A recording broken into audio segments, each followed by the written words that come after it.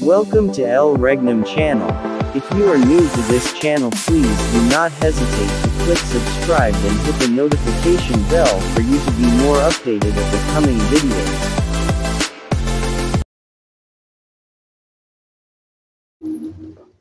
Mga kapatid, ganap na ang 2,000 taon na sukat ng panahon sa pagbabalik ni Kristo sa sanglibutan.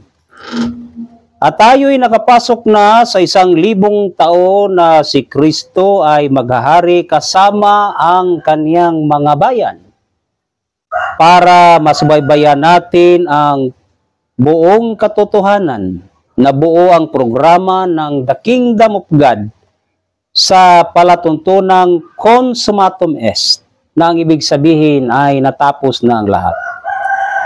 Sabihin ko sa inyo na consummatum est sapagkat natapos na ang mga gawain ng Diyos sa pagkatapos ng 2,000 taon ni Kristo, na ito rin ang pagkatapos ng 6,000 taon mula nang nagkasala si Adam. Sa ika-6,000 taon ay natapos ng Diyos ang kaniyang mga gawang ginawa, at sa ika-7,000 taon siya ay nagpahinga. Gayon din sa pangalawang sanlinggo ay natapos na ang ika-6,000 taon, at tayo'y narito na sa ika-7,000 taon na kapahingahan ng Diyos. Dahil dito, kinakailangan sa mga tao ang paghahanda para mabago ang sarili, nang sa gayoy hindi na maibalik ang nangyari ni Adam na habang nagpahinga ang Diyos. Si Adam ay nagkasala noong unang panahon.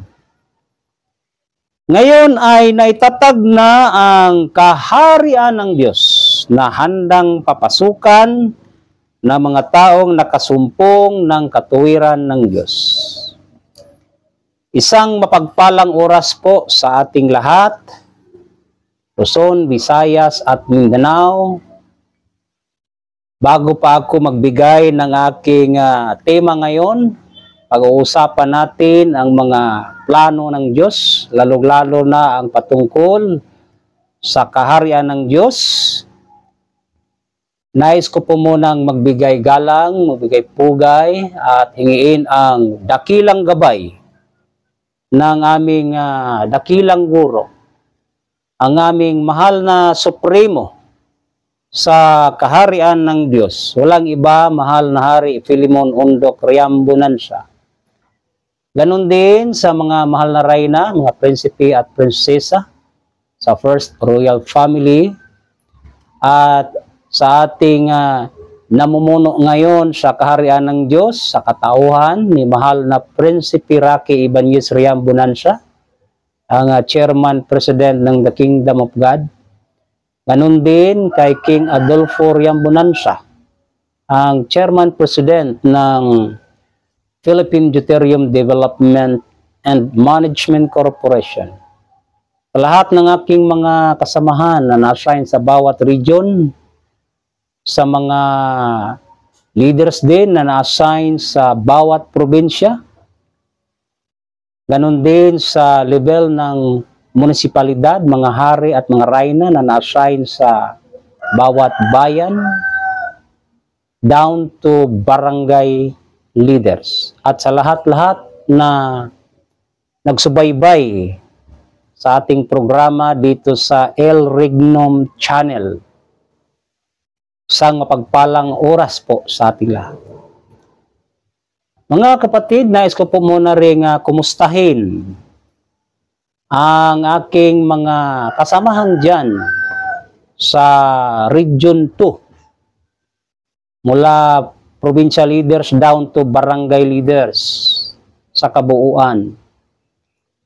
Lalong-lalo na dyan sa probinsya ng Quirino, nandyan ang ating mga kasamahan, ang mga Baltasar family, De La Rosario family, dyan din sa probinsya ng Isabela, ang aking mga kasamahan din dyan ng mga provincial leaders na masigasig na nagpapatuloy sa gawain sa loob ng kaharian ng Diyos.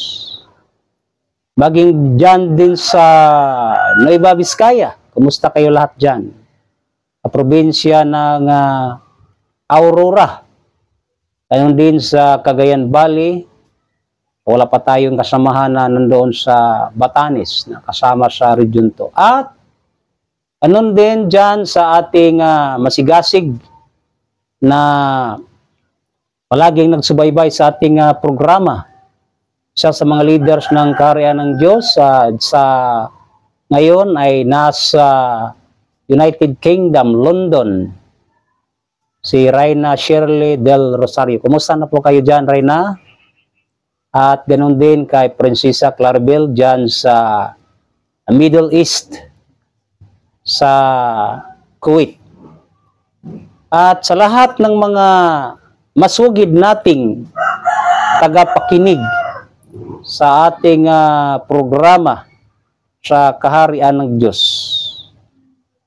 Ulitin ko, isang mapagpalang oras po sa ating lahat. Naway ang bawat isa ay nasa mabuting kalagayan ayon sa basbas ng ating Panginoong Diyos.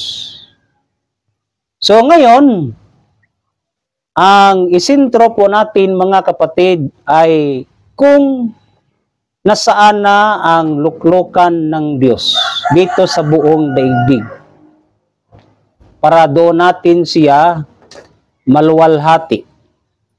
Kaya hindi po natin mahanap sa kasalukuyan kung hindi natin balikan ang kasaysayan na naitala sa banal na kasulatan para masubaybayan natin ang tamang daan sa kaligtasan. Kasi ang tamang daan tungo sa kaligtasan, mga kapatid, ay yung totoong istorya ng Diyos mula umpisa hanggang sa kasalukuyan at sa darating na panahon kung ano na ang sentro ng kanyang pamamahala dito sa mundo. Ngayon, marami pa rin nagtatalo kung nasaan ang luklukan ng Diyos.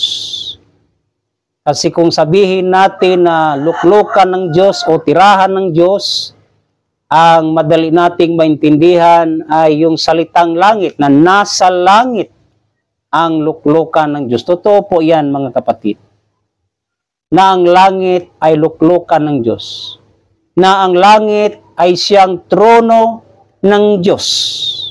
Ngunit ang tanong, nasaan ang trono ng Diyos na nasa langit? Kung nasaan ang Diyos nakaluklok o nakatira, ayan po walang ibang pag-iisipan. Hindi dapat pagdidibatihan ayon sa paniniwala ng tao na ang katotohanan na kung saan nakatira ang Diyos, ang lugar na yan ay banal. Ang lugar na yan ay langit. Sapagkat nakasulat na ang langit ay ang aking luklukan. Kaya mga kapatid, umpisahan po natin ito buhat ng naitatag ang daigdig sa unang sanlinggo, sa Creation Week of God. Ang mga bagay na ito ay nag-umpisa doon sa isang isla na napalibutan ng dalawang ilog. Ang tawagin ay Tigris at Euphrates. At ang isla na ito, ang tawag ay Mesopotamia.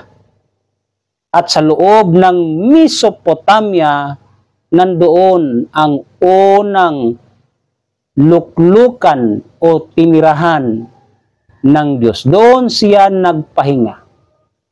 Doon sa paraiso na nasa loob ng Mesopotamia, yung tinawag natin na Eden, ayon din sa pagtawag sa banal na kasulatan. Kaya yun ang sentro sa pamamahala ng Diyos. Doon sana ito itatag ang panukala ng Diyos na siya'y magtayo ng isang kaharian na walang katapusan. Ibig sabihin, mga kapatid, na ang Diyos ay magtayo ng isang gobyerno, kung tawagin ay kaharian ng Diyos. Saan? Doon sana sa Mesopotamia. Ngunit nang nagkasala si Adam, ang panukala tungkol sa pagtatag ng kaharian ng Diyos ay tinago ng Diyos. Lahat ng mga bagay na nauukol sa pangaplano ng Diyos ay kanyang tinago. Tinawag itong mga mystery of God, hidden things of God, na piling-pili lang sa bawat henerasyon ang pagkalooban ng Diyos sa lahat ng mga bagay na kanyang ipapahayag para sa kanyang mga pinili. Kaya ulitin ko, bilang lang sa daliri ang mga tao na pinili noon. Bawat panahon, meron siyang pinili na pamilya, yung head of the family. Naunang-una, of course, ang head of the family ay si Adam. Ngunit tuloy-tuloy ang kanyang panukala doon na sa mga lahi ni Adam. Doon na kay Seth. Hanggang sa lumipas ang panahon, doon na kay Enos, Kainan, Mahalaleel, Hared, Enoch, Matusalam, Lamits, Nuwi.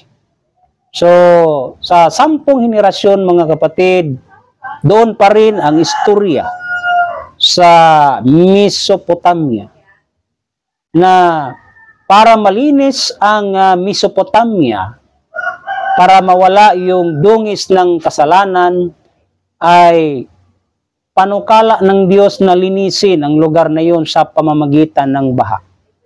Para yung mga makasalanan, yung mga lahi na hindi pinili ng Diyos ay mabubura sa mundo, na ang maiiwan yung kanyang mga pinili na pamilya.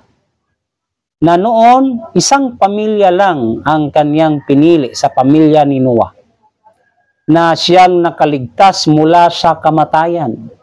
Pinatay ng Diyos ang mga tao sa sanglibutan except sa pamilya ni Noah, para yun ang magpatuloy ng kanyang mga plano na magaganap dito sa daigdig.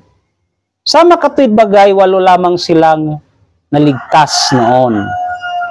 Kaya doon na naman sa 3 mga anak ni Noah na si Sem, si Ham at saka si Hapit, ang 2 magkapatid na si Ham at Hapit, ang kanilang mga lahi ay gumawa ng hindi sang-ayon sa panukala ng Diyos.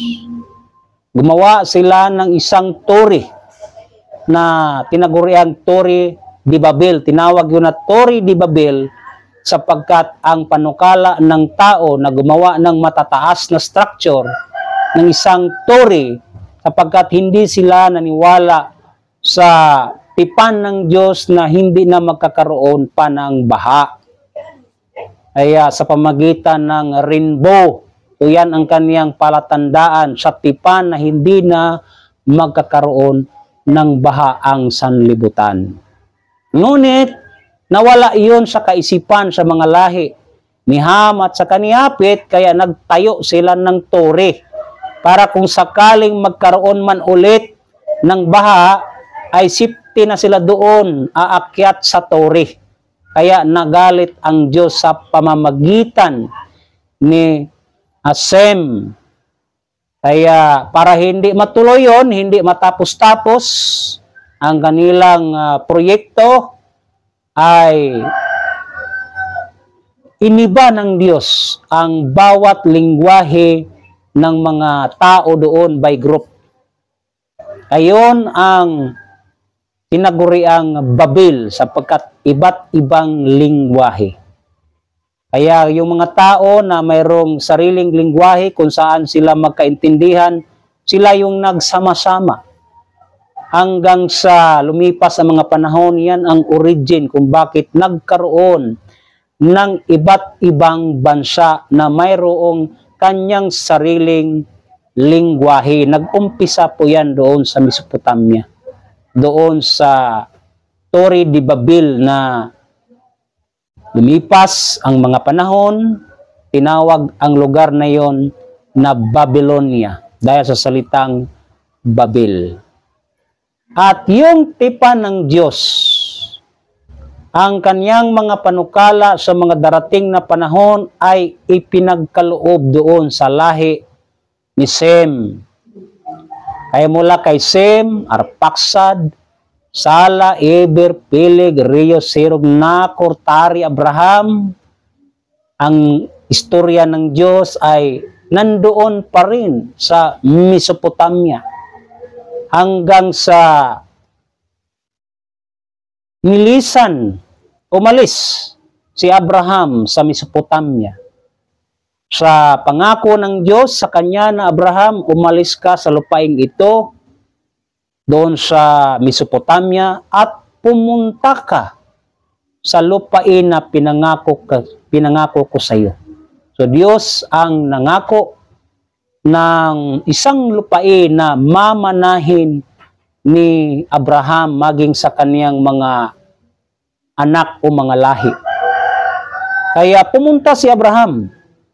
Nang lupain na yon ay ang Kanaan, na ang Diyos ay lumisan na sa Mesopotamia. Doon siya sumama kay Abraham. Doon na ang Diyos sa lupang pangako. Na hindi alam ng mga tao na ang Diyos dito sa daigdig ay wala na sa Mesopotamia. Naparam na yung Eden, wala na siya doon. Doon na siya secretly nanirahan kasama ni Abraham sa loob ng lupang pangako.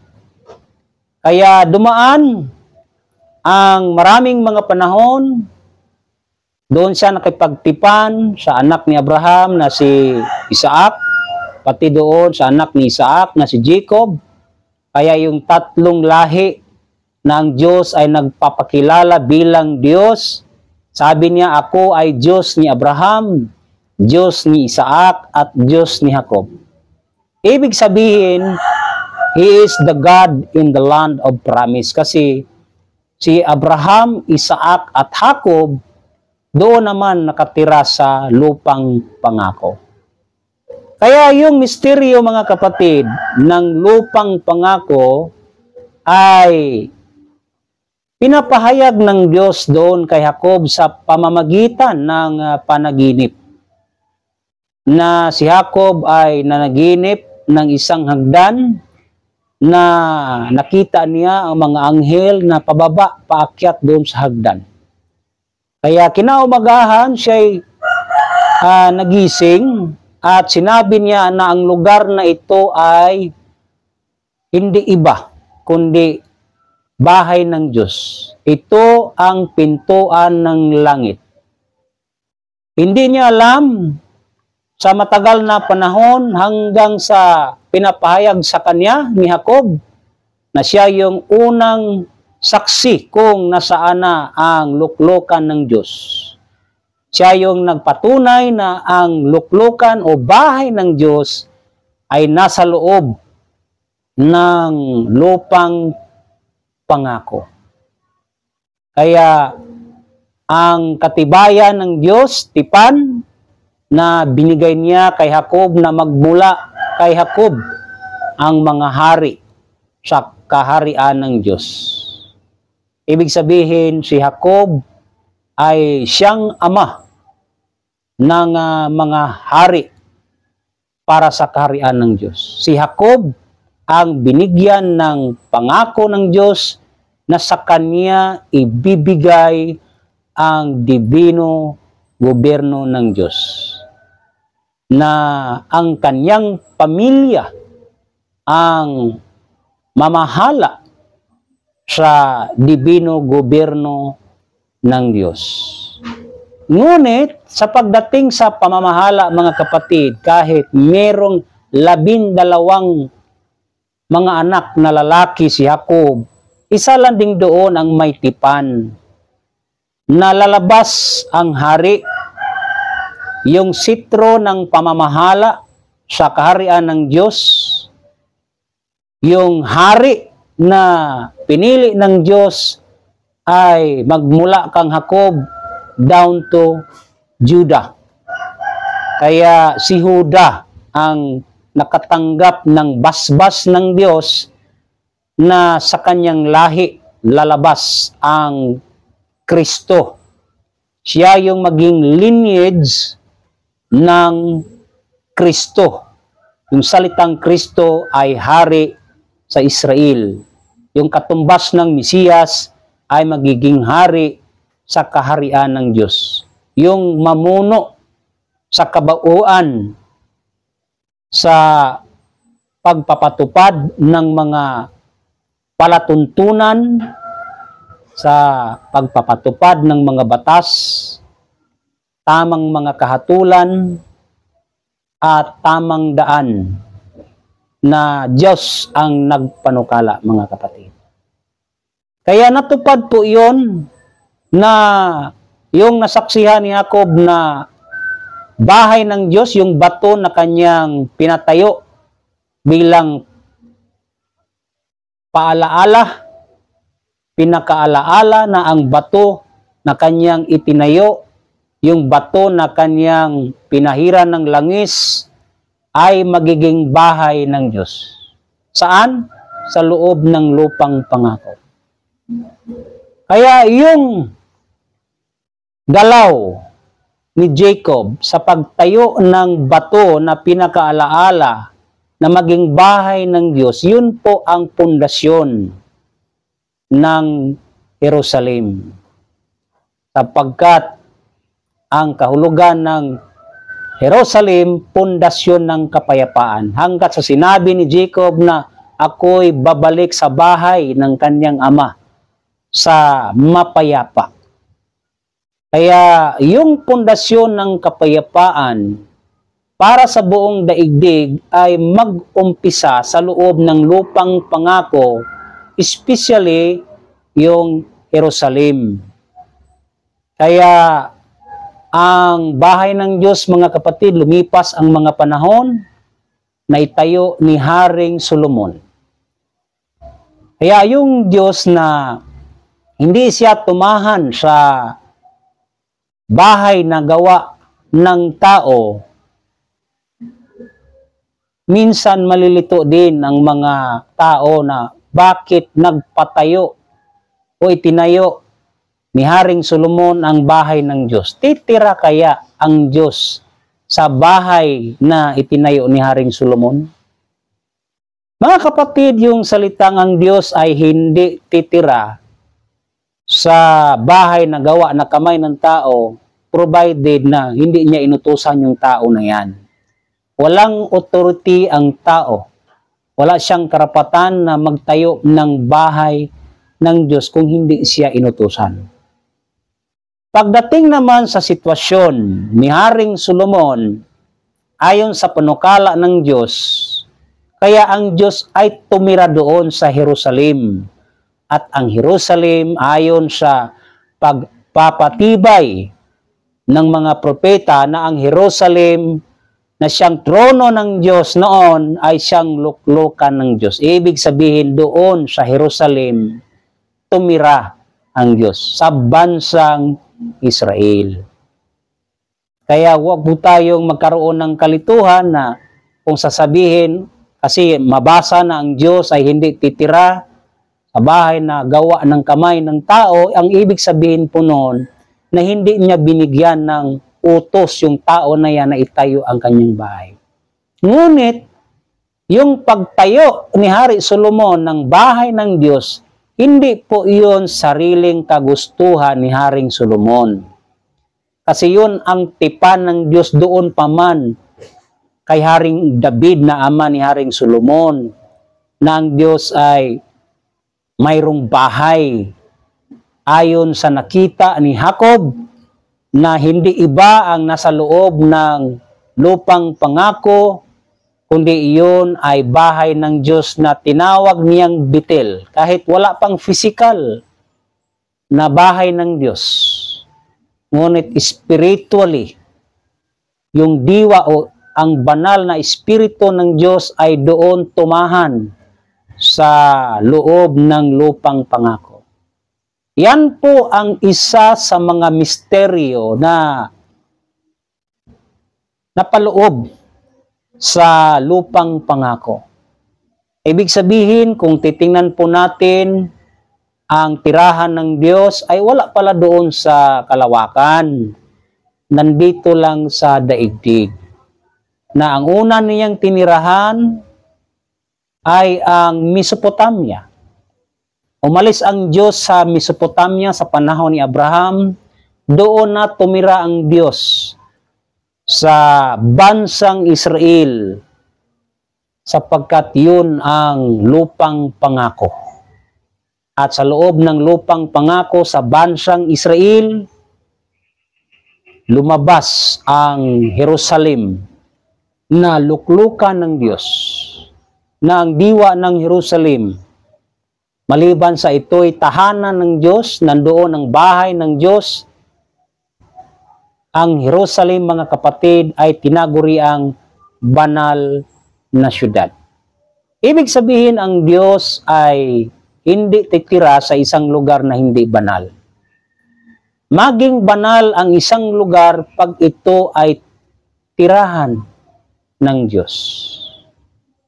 Kaya, ang pangako ng Diyos na ibigay ni Israel ang kanyang kaharian, natupad po yun sa pamamagitan ng tipan na asin doon kay Haring David. Sinabi ng Diyos sa mga tao roon na hindi nyo ba nalalaman? Ibig sabihin, ang Diyos ay magbibigay na ng tamang kapahayagan, yung tamang impormasyon para malaman ng tao. Sabi ng Diyos, hindi nyo na ba nalalaman na ang Diyos ay nagbigay ng kanyang kaharian sa Israel doon kay David, sapagkat tugma iyon na ang sitro ng pamamahala ay hindi hihiwalay kay Huda. Si David ay lahi ni Huda. So yung mga panukala noon ay unti-unting natutupad sa paglipas ng mga panahon. Ngunit ang sentro ng istorya ng Diyos sa kanyang pamamahala para turuan sana ang mga tao sa kanyang gobyerno. Sapagkat bago pa tumayo ang gobyerno ng Diyos o kanyang kaharian, marami na kasi sa iba't ibang lugar sa buong sulok, anumang sulok ng mundo, bawat bansa sa buong daigdig, ay may kanya-kanya ng sariling gobyerno. Isang gobyerno na ayon sa panukala sa kaisipang pangtao na hindi galing sa Diyos. Pero pinahintulutan ng Diyos para magkaroon ng comparison ano ang pagkakaiba ng gobyerno ng tao kaysa gobyerno ng Diyos. Malaking pagkakaiba, mga kapatid, sapagkat sakdal ang divino gobyerno ng Diyos. Nandyan ang equal sharing of wealth. Lahat ng mga tao sa harapan ng Diyos ay pantay-pantay, walang mahirap, walang mayaman. Kung gawin niyang mayaman lahat, ay walang mahirap, maging mayaman lahat, na babasbasan niya lahat. Kaya sinabi niya na unahin niyo muna paghanap ang kanyang kaharian. Ibig sabihin, hanapin muna natin yung kaharian ng Diyos. Sa anong paraan? Sa pamamagitan ng istorya o history. Historical background ng kaharian ng Diyos. Paano ito nag-umpisa? Sino ang binigyan? At ano ang dulo nito sa ating panahon? Kaya yung diwa ng divino gobyerno ng Diyos o kaharian ng Diyos mga kapatid, ay naging tanyag. Pinagbigay ng Diyos alam sa mga tao na ang kanyang kaharian ay naibigay na kay Israel, na pinamahalaan o pinamunuan ng isang hari na hindi mga tao ang nagpili ng isang hari, kundi ang Diyos ang nagpili sa isang tao na uupo doon sa kanyang trono. Na yung tao na yan ay tatawaging sugo mula sa Diyos. Ano ang kanyang sugo? Para pamunuan ang kaharian ng Diyos. Na ang Diyos ay likas na espiritu, walang laman, walang buto, ngunit pagdating sa kanyang sariling gobyerno, paano ba niya pamahalaan yung mga tao na may katawan, ay ang banal na espiritu ng Diyos, mga kapatid, ay papasok doon sa isang katawan na kanyang pinili, na kanyang hinirang, na kanyang pinahiran. At ang katawan niyan ay magiging Kristo o sugo, lalong-lalo na sa pag-upo sa trono sa kaharian ng Diyos, tulad noong unang panahon habang ang sentro ng kanyang pamamahala dito sa buong mundo ay ang bansang Israel. Kaya yun ang mga kaganapan noon, na ang Jerusalem, mga kapatid, ay tatawaging langit, sapagkat nakasulat na ang langit ay ang aking luklukan. Ngayon, sinabi niya na ang Jerusalem ay luklukan ng Diyos. Ibig sabihin, ang Jerusalem ay langit. Ibig sabihin, trono ng Diyos. Sentro ng pamamahala ng Diyos. Kaya, meron na namang panukala ang Diyos, kasi ang istorya ng daigdig, mga kapatid, ito po ay isang nobela ng Diyos, na bawat istorya ay magkarugtong, ngunit sa iba't ibang chapter.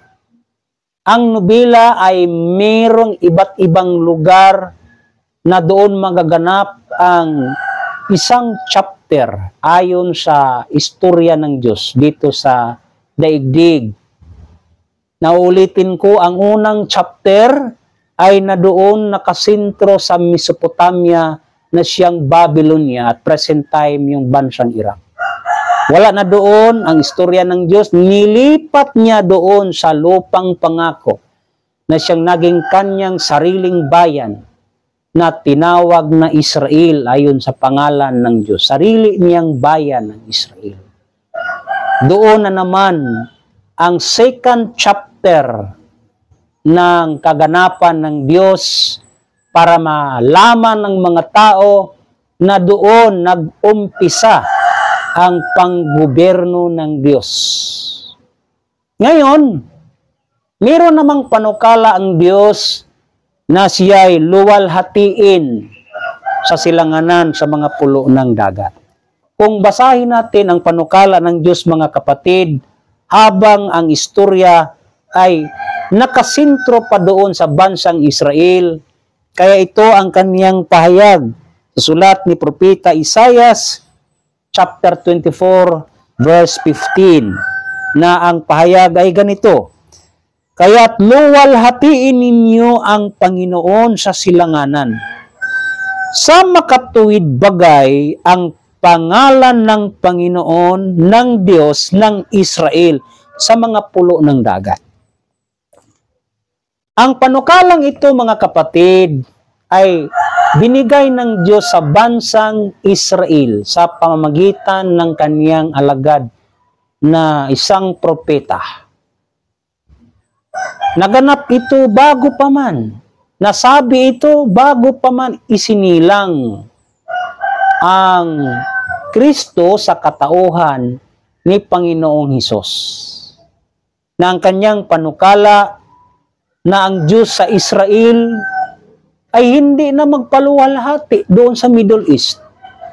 Hindi na siya magpaluwalhati sa Israel kahit siya ay Diyos sa Israel. Na siya ay magpaluwalhati doon na sa silanganan, mga pulo ng dagat. Antiknot ang Israel, mga kapatid. Hindi po yan mga pulo ng dagat. Mainland po yan sa Middle East. Kaya lumipas ang maraming mga panahon para matupad ang bagong panukala ng Diyos na siya ay magpaluwalhati doon sa silanganan sa mga pulo ng dagat. Mayroong purpose ang Diyos na yung location ng isang bansa na nasa silanganan at ang description ay mga pulo ng dagat, yan po ang bibigyan ni Kristo ng kaharian ng Diyos. Yan po ang mapagtayuan o matatag sa bansa na yan ang kaharian ng Diyos ayon sa panukala ng Diyos na sinulat niya sa pamamagitan ng mga propesiya. Kaya subaybayan po natin ang kasaysayan at ang mga propesiya para malaman natin ang mga panukala ng Diyos para madali nating hanapin ang kaniyang pinapahanap. Titingnan lang natin, mga kapatid, at intindihin ang historical background ng kaharian ng Diyos. Sapagkat sinulat na ang nangyari noon ay siyang mangyayari ulit. Ang naganap noon ay siyang maganap. Kung sa English pa, the thing that has been, it is that which shall be. And that which is done is that which shall be done. And there is no new thing under the sun. Na yung new thing, no new thing under the sun, istorya po yan ng kaharian ng Diyos na babalik, yung kasaysayan ay babalik sa sarili. History repeats itself na kung ano yung kasaysayan ng kaharian ng Diyos, doon sa bansang Israel ay babalik sa isang bansa na ang location ay silangan at ang description ay mga pulo ng dagat. Na dyan, sa bansa na yan, luwalhatiin ang Diyos. Ibig sabihin, yan ang lugar na pipiliin ng Diyos na paglilipatan ng kaniyang tahanan. Now, yung tahanan ng Diyos, mga kapatid, ay hindi man labas doon sa kanyang sariling kaharian. Kasi ang tahanan ng hari, tahanan ng Diyos, yung bitil o bahay ng Diyos o templo ng Diyos, ang namamahala po niyan ay ang kanyang sariling gobyerno na kung tawagin ay kaharian ng Diyos.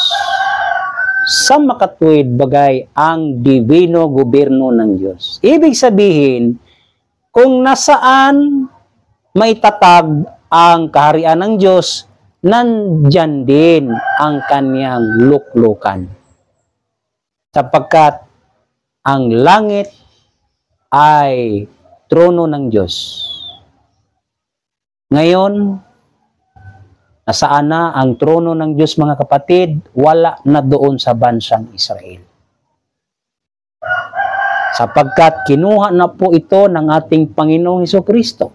Bakit? Hindi naniwala ang mga tao roon na siya na yun sana ang magtataguyod muli sa trono ni David. Now, kanino yung trono ni David?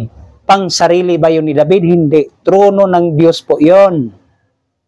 Doon sa Jerusalem na siyang luklukan ng Diyos. Kaya sinabi ni Kristo, ulitin ko para makita natin dahan-dahan yung istorya ng Diyos in a summary way. Na sinabi ni Kristo doon habang siya ay nangaral sa kaharian ng Diyos para makilala sana na siya yung tagapagtaguyod bilang hari sa Israel, sa kaharian ng Diyos na ang kanyang trono ay ang Jerusalem. Kaya yung mga taga-Jerusalem, sinabihan niya, datapwat aalisin sa inyo ang kaharian ng Diyos, yung kapangyarihan ng Diyos. Lahat ng mga bagay patungkol sa kaharian ng Diyos, lahat ng mga bagay na panukala ng Diyos ay inalis ng Diyos, kasama doon yung pagbasbas sa Jerusalem. Lahat na kinuha ni Kristo at pinagkaloob o ibinigay sa isang bansa na magkakabunga, isang bansa na magbubunga ng makakristong pananampalataya o isang bansa na maging Christian country na nasa far east o malayong silangan para diyan ang Diyos luwalhatiin. Kaya ang istorya ng Diyos, mga kapatid, tungkol sa tahanan ng Diyos, tungkol sa tirahan ng Diyos, lalong-lalo na ang Jerusalem, ay meron lang po itong 4 na mga saksi. Nasa talinghaga, sabi ng Diyos na ang aking mga saksi, na 2 saksi na olibo at 2 saksi na kandilero. Na ang mga saksi ay ang mga pinahiran ng langis. Hindi po yan magkakasabay sa isang panahon. Na sino yung unang saksi, mga kapatid, kung nasaan ang tahanan ng Diyos na doon na pala sa loob ng lupang pangako ay si Jacob. Pagdating ng ating Panginoong Hesus, na siyang Kristo, hari ng Israel, siyang Mesiyas, kanya ding pinapatunayan bilang saksi na ang Jerusalem ay bahay ng kanyang Ama. Siya yung pangalawang saksi na nagkuha sa kaharian ng Diyos. Inalis ang kaharian ng Diyos mula sa bansang Israel at ibinigay sa isang bansa. Tinago niya sa isang bansa na hindi tinawag sa pangalan ng Diyos. Kung basahin natin, mga kapatid, ang bansa na binigyan ng Diyos ng kanyang kaharian, ito po ang mga salitang na binitawan ng Diyos ayon sa hula ni Propeta Isaias.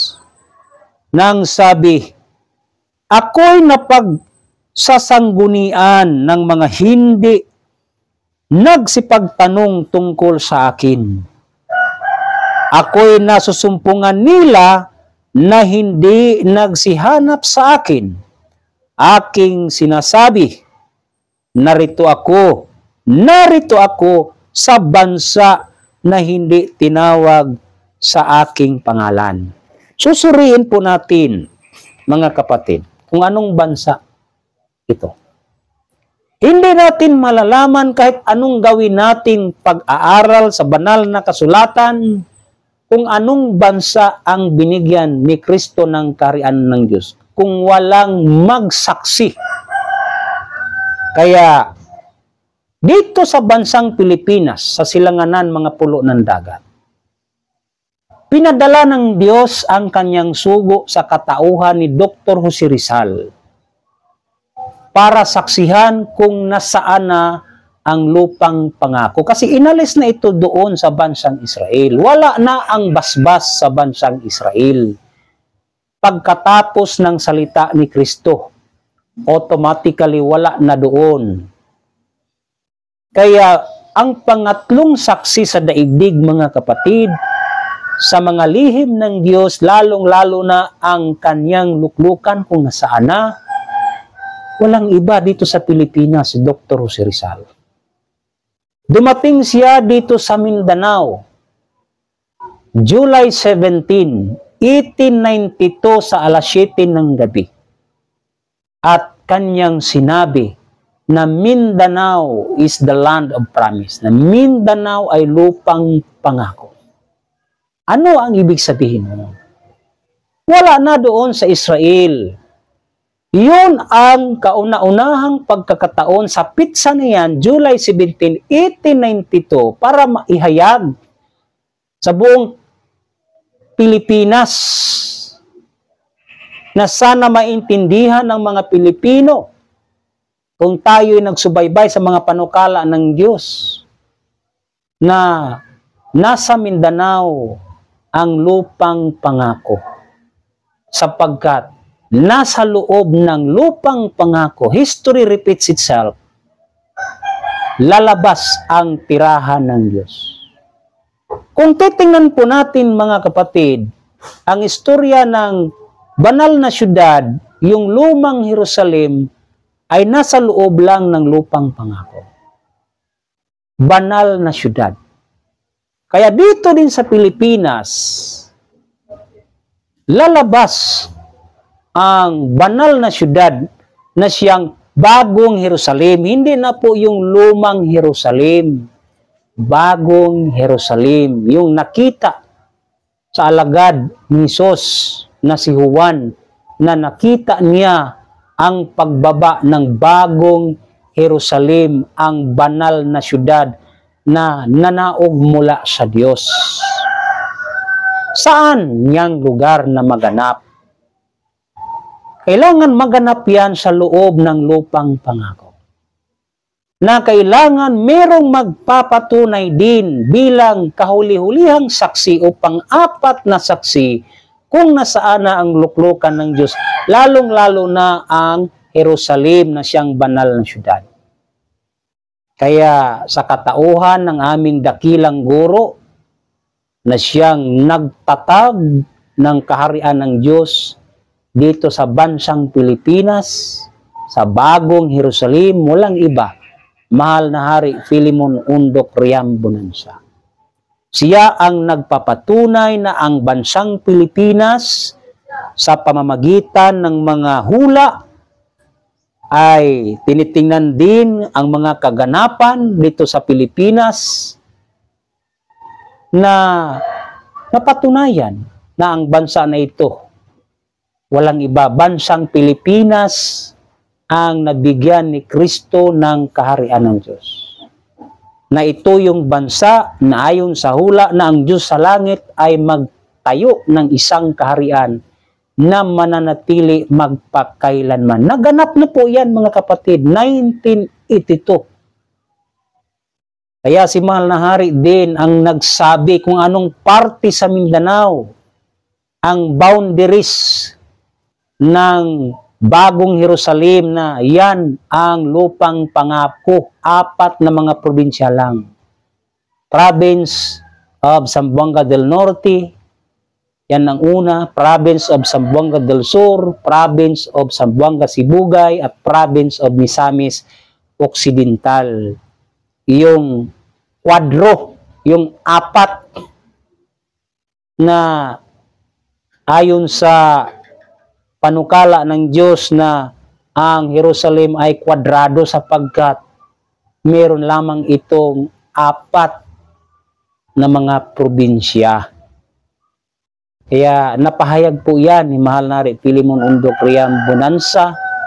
Kaya sa loob ng lupang pangako, lalabas at lumabas tunay na nangyari dito sa lupang pangako ang paglabas ng banal na syudad.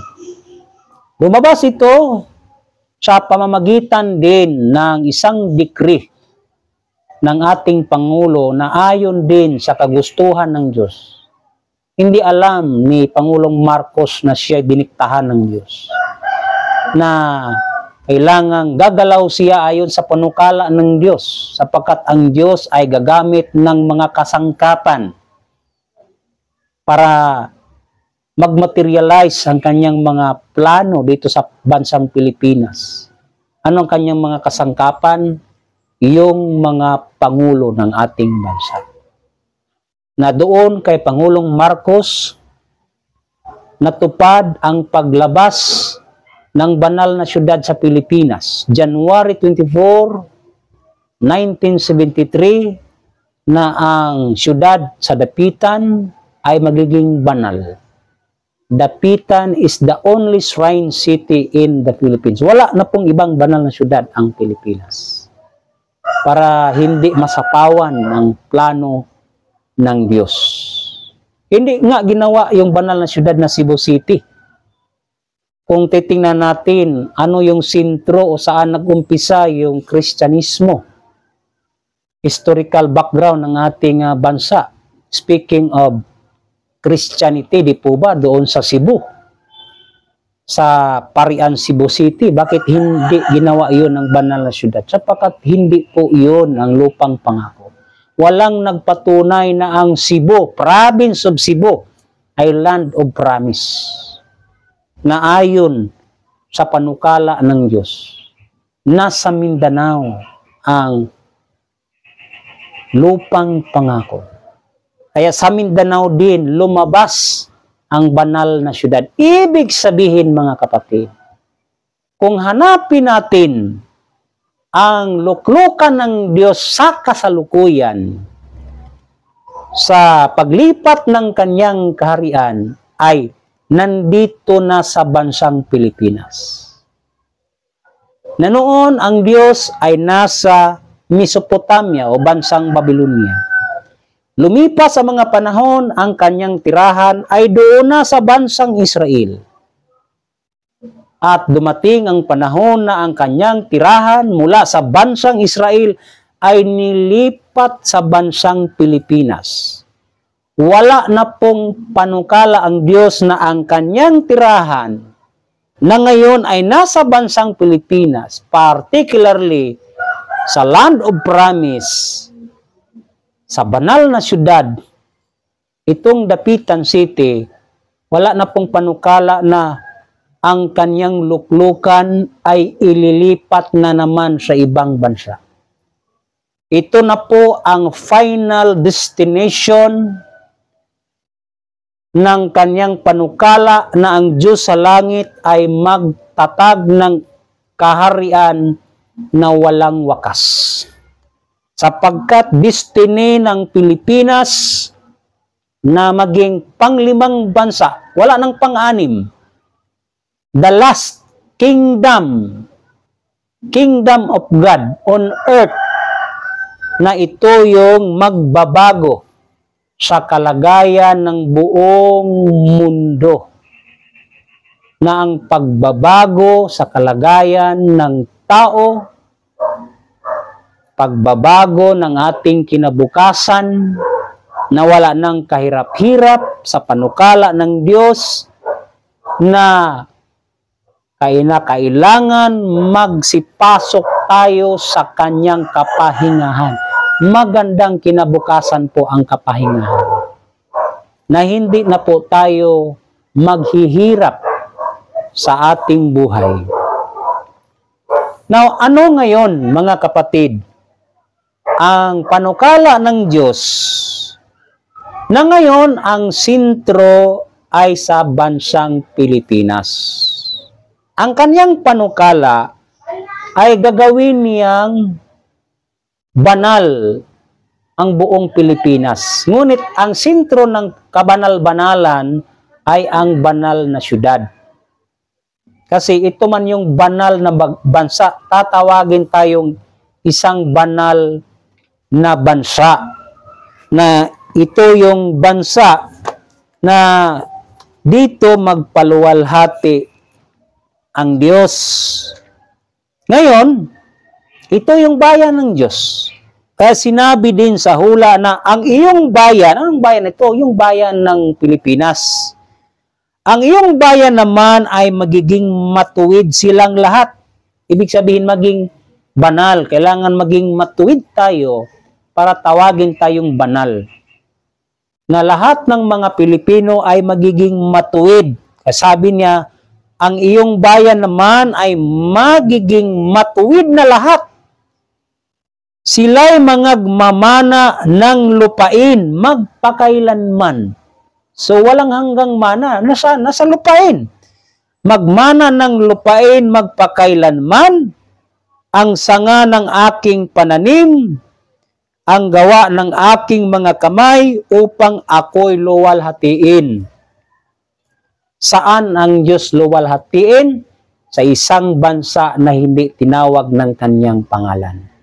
Kasi ang pangalan ng bansa natin, Pilipinas, ay hango po ito sa pangalan ni King Philip II, King of Spain.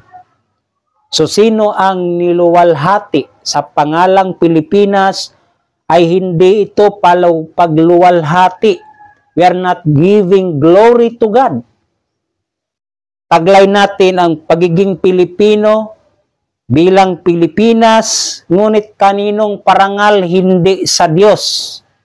Parangal doon sa Espanya, hari sa Espanya, na siyang nag-alipin sa Pilipinas, umpisa noong January 13, 14, February 13 at 14, umpisa sa araw na yan, 1565, nag-alipin sa bansang Pilipinas.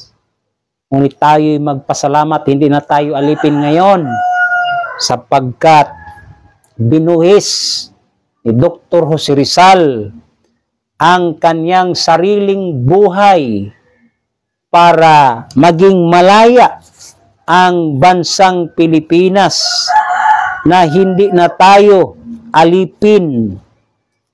Kaya ang gawain, mga kapatid, sa pagbigay ng kalayaan ay gawain po yan ng Kristo. Si Dr. Jose Rizal, para sa kaharian ng Diyos, siya po ay isang Kristo, sugo ng Diyos to give liberty all throughout the land. Kaya mapalad tayo na hindi na tayo alipin ngayon. Kaso lang, nanatili yung pangalan ng nag-alipin sa atin. So darating ang panahon na mabago ang pangalan ng bansang Pilipinas. Malalaman nyo ng pagdating ng araw. Now, speaking sa pag-alis sa atin ng pagkaalipin, gawain po ito ng Kristo. Kung basahin natin ang Galatia chapter 5 verse 1, sa kalayaan ay pinalaya tayo ni Kristo. Na take note, kung sino man ang nagbigay ng kalayaan sa bansa natin, Kristo po yan, no? Malinaw sa sinabi dito na sa kalayaan ay pinalaya tayo ni Kristo. Magsitibay nga kayo at huwag na kayong pasakop na muli sa pamatok ng pagkaalipin. Kaya po tayo magpaalipin ni numan na tayo'y mga bayan ng Diyos. Hindi na tayo alipin ng ibang bansa. Tulad noon na ang mga anak ni Israel ay naging alipin sa bansang Ehipto sa loob ng 430 years. Naganap ulit ang Pilipinas o ang mga Pilipino din ay naalipin sa loob ng 430 years. 333 years sa mga Espanyol at 97 years sa mga Amerikano. Kaya mula 1565, ang ika-430 years ay 1995. Kaya ganap na po yung pangyayari na yan para malaman na tayo yung bagong Israel, na sa atin yung bagong Jerusalem. Kaya mga kapatid, nasaan na ngayon ang Diyos nakatira sa bansang Pilipinas? Kaya tanggapin po nating mga Pilipino, huwag po tayong maging suwail na hindi mo na kailangang hanapin ang Diyos kung saan-saan. Hindi mo na kailangang magpunta pa doon sa Jerusalem na mag-pilgrimage kayo doon sa land of promise. Wala na po doon yung basbas ng Diyos. Physically, nandoon pa yung lupa bilang Israel. Pero umalis na po doon ang Diyos sa katauhan ng ating Panginoong Hesukristo. Nangako siya na siya'y babalik, hindi na po doon sa bansang Israel. Babalik po ang Kristo sa ibang lahi. Now, speaking of lahi, mga kapatid, kasi lahat man ng bagay ay kanyang babaguhin, kaya pati din lahi, mga kapatid, ay babaguhin. Dito sa sinabi mismo ng ating Panginoon, at sinabi ni Jesus sa kanila, katotohanang sinasabi ko sa inyo na kayong nagsisunod sa akin sa pagbabagong lahi. Take note, mga kapatid, mayroong pagbabagong lahi. No? Sa pagbabagong lahi, pagkauupo na ang anak ng tao sa luklukan ng kanyang kaluwalhatian. Saan luwalhatiin ng Diyos? Sa silanganan mga pulo ng dagat, bansang Pilipinas. Dito siya uupo sa kanyang kaluwalhatian. Yung anak ng tao na Kristo din sugo ayon sa pagpatunay ni Jesus na pag-uupo na ang anak ng tao sa kanyang luklukan ng kanyang kaluwalhatian, kayo na may magsisiupo sa 12 luklukan upang magsihukom sa 12 angkan ng Israel. Dito lalabas din sa Pilipinas ang 12 angkan ni Israel sa pamamagitan ng mga sekta na magiging affiliated sa the kingdom of God. Kaya, sino ang pinangakuhan ni Kristo noon? Yung kanyang 12 mga alagad na magsisiupo sa 12 luklukan sa panibagong lahi. Ngayon, kung ang lahi ni Kristo noon sa katauhan ni Jesus, siya isang Hudyo, isang Israelite, ano na ang kanyang lahi? Basahin din natin, mga kapatid, ang pagpatunay ni Haring Solomon dito sa ang awit ng mga awit, chapter 1, verse 6. Sabi niya, huwag ninyo akong masdan dahil sa ako'y kayumanggi. Tingnan mo, meron ng pagbigay alam sa panahon pa ni Haring Solomon na ang Diyos ay kayumanggi. Yan ang panibagong lahi. Ano ba yung tanyag na kayumanggi? Hindi ba tayong mga Pilipino? Ang ating lahi ay kayumanggi. Kaya katanggap-tanggap nyo kaya, mga kababayan, bilang Pilipino, na ang sugo o Kristo na babalik sa mundo, hindi na doon babalik sa Israel. Hindi na siya magpaluwalhati doon. Dito siya lalabas ng kanyang kaluwalhatian. Sapagkat dito sa bansang Pilipinas ang kaharian ng Diyos magpakailan-kailanman. Na tayo ay magiging bayan ng Diyos. Na pagsabi nating sariling bayan ng Diyos, walang ibang protektor. Kahit sa material na kalagayan, kung digmain sakali tayo ng ibang bansa, mga kapatid, ay talagang kaya nilang gawin yun sapagkat mahina yung puwersa ng ating military forces. Ngunit, hindi tayo dapat mabahala sapagkat ang magbigay sa atin ng proteksyon, ang mag-protect sa bansang Pilipinas ay ang dakilang Diyos na dito sa bansang Pilipinas nakatira. Na dumating na ang panahon na ang kanyang banal na espiritu ay ibubuhos sa lahat ng laman. Yung laman lang na tumanggap ng mga panukala ng Diyos. Hindi po ako nag-promote ng religion dito mga kapatid. Sino mang tumanggap sa aral ng kaharian ng Diyos ay siya lang yung pagbubuhusan ng banal na espiritu ng Diyos. Anong purpose?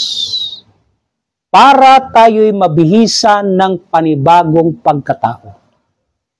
Na yung laman natin na nauukol sa lupa na mayroong kasiraan, na mayroong hangganan, para makamit natin ang kanyang pangako na buhay sa loob ng 1,000 taon, tungo sa buhay na walang hanggan, kailangan yung katawan natin ay magkaroon ng pagbabago ayon sa panukala ng Diyos. Na ang katawan natin na nauukol pa sa lupa ay hindi na doon sa lupa mauukol. Ito ay tatawaging katawan na mauukol sa langit. Kung tayo'y mabuhusan ng banal na espiritu ng huling Adam na siyang magbibigay buhay. Yan na po ang kaganapan sa ating panahon ngayon na sundan natin ang mga panukala ng Diyos. Marami ang mga panukala ng Diyos. Ngunit ang major na panukala ng Diyos as main doctrine din ng mga nasa iba't ibang sekta and other religion, yung salitang redemption o salvation na kaligtasan. Ano ba ang tunay na istorya ng kaligtasan, mga kapatid? Na buhay tayo na kasama si Kristo. Kasi sinabi ng Diyos na ako ang Diyos ni Abraham, ako ang Diyos ni Isaac, ako ang Diyos ni Jacob, ako'y hindi Diyos sa mga patay, kundi sa mga buhay. Na ang Diyos maghahari sa pamagitan ng kanyang Kristo, umpisa dito sa Pilipinas, maging sa buong mundo, ay kasama na mayroong katawan. Tayo rin ay mayroong katawan na kasama ni Kristo. Kaya sinabi ng Diyos na luwalhatiin ninyo ang Diyos sa inyong katawan. Ay sinulat ni Apostol Pablo na hindi nyo ba nalalaman na kayo, ang inyong katawan, ay templo ng banal na Espiritu ng Diyos. Kung sino man ang sumira ng templo ng Diyos, ay puputulin ng Diyos. Ibig sabihin, hindi ka magkakaroon ng buhay na walang hanggan kasi hindi ka karapat dapat. Bakit? Sarili mo ngang katawan, pinabayaan mo, hindi mo inaalagaan. So, yung buhay po natin, mga kapatid, ay marami po tayong dapat i-correct yung ating mga pananampalataya, ang ating pananaw sa mga bagay sana doon na uukol sa Diyos. Hindi yung pananaw sa sariling makamundong pananaw na lahat ay may hangganan. So hindi na natin tinitingnan yung plano ng Diyos na magbigay siya ng buhay na walang hanggan. Na yung katawan natin ay magkaroon ng pagbabago. Panukala po ng Diyos yan. Dapat nating alagaan na ang buhay po natin ay hindi hiram ng Diyos. Kung maraming magsasabi na ang buhay ay hiram ng Diyos, sariling opinion po yan ng tao. Hindi po yan salita ng Diyos, salita po yan ng tao. Kasi ang salita ng Diyos, gumawa siya ng tao ayon sa kanyang kawangis, image and likeness of God. At saka binigyan ng buhay. Iba yung salitang bigay at pinahiram. Kasi kung pinahiram, ay obligado kang isa sa uli. Ngunit yung bigay, kusang bigay, ngayon kung nasa iyo na ito, nasa atin na kasi bigay ng Diyos, binigyan tayo ng karapatan ng Diyos na kung marunong ba din tayong mangalaga.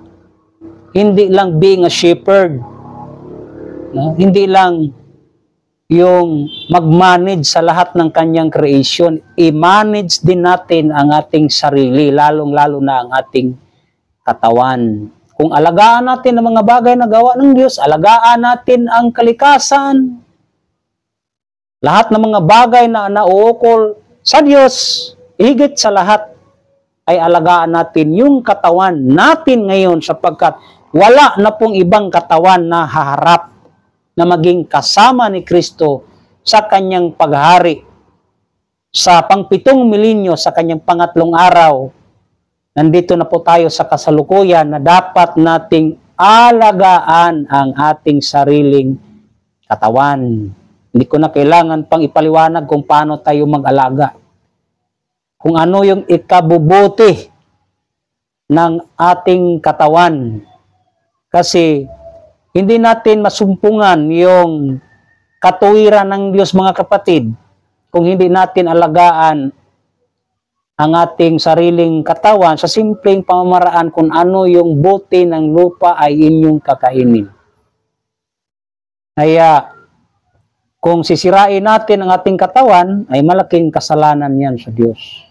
So, hindi tayo mabuhusan ng kanyang banal na espiritu para tayo ay mailipat sa katayuan mula sa katawan na nauukol sa lupa, ay hindi ka mauukol sa langit.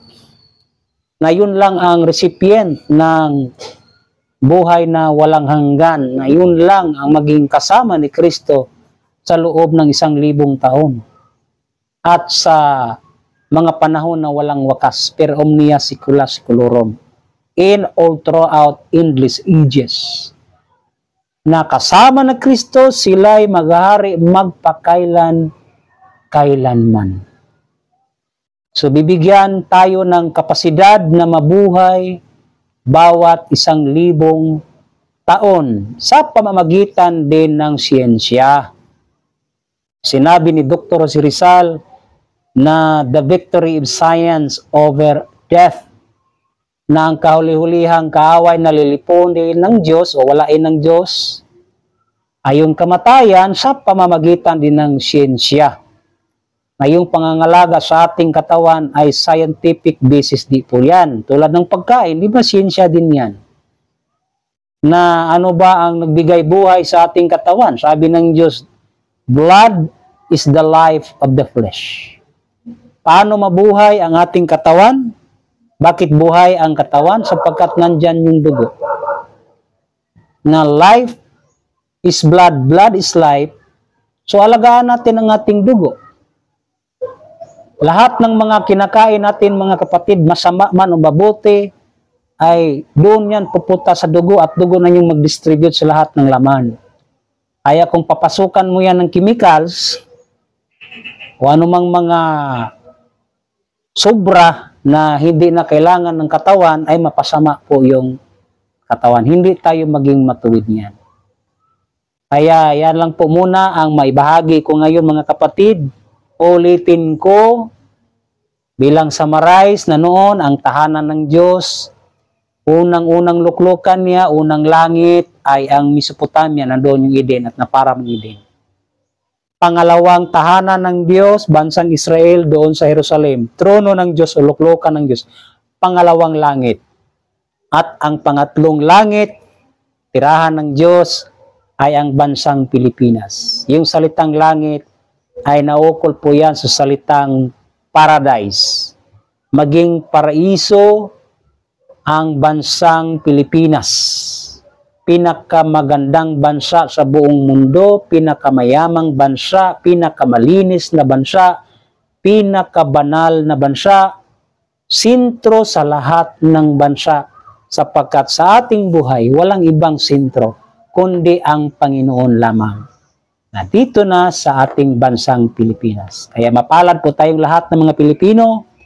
Sana panghawakan po natin ang pananampalataya na ang Diyos ay nasa bansang Pilipinas. Sabi niya, narito ako sa isang bansa na hindi tinawag sa aking pangalan. Talagang totoo po yan kasi bansang Pilipinas, hindi pangalan sa Diyos, yung Philippines. Kasi si King Philip.